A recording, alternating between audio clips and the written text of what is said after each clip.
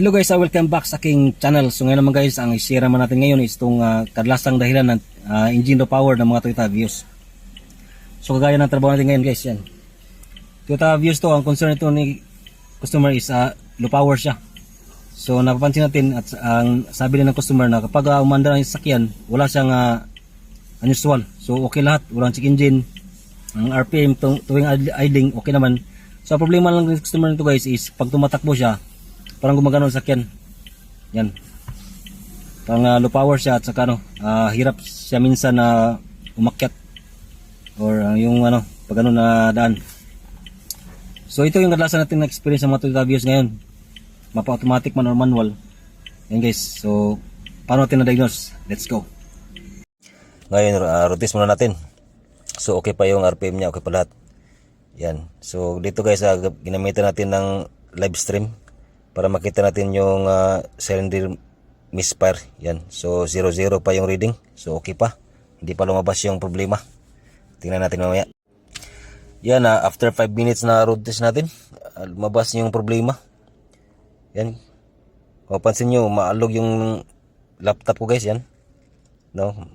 Yung number 1, lumabas yung misfire count nya sa cylinder number 1. Yan.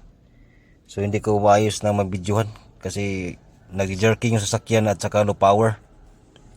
Yan. Oh, yan. So nawala naman pag lumabas na naman. So yan, maganda talaga pag mag live stream, makita mo yung kung ano yung cylinder na nag-malfunction. So dito, papalitan mo natin yung cylinder ignition coil number 1 kasi yan yung kadalasan natin na experience sa mga Toyota Vios. Dito, pinalitan natin agad ang ignition coil number 1 based sa ating diagnosis. So yan, madali lang naman siyang palitan. So pagkatapos nito, road test naman natin ulit. Try natin kung nawala na ba yung low power niya at saka pag-jerking.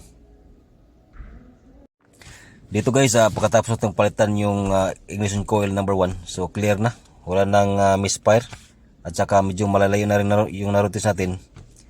Hindi na lumabas yung low power at saka jerking nya. So customer concern was eliminated na guys.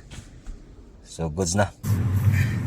So kung wala kayong scanner na pwedeng mag live stream, pwede kayong humiram ng isang ignition coil at saka palitan nyo yung isa-isa yung ignition coil at saka road test. Kung wala yung problema, so yun yung nasa cylinder or yun na ignition coil yung palyado. So yan guys. Salamat sa panonood.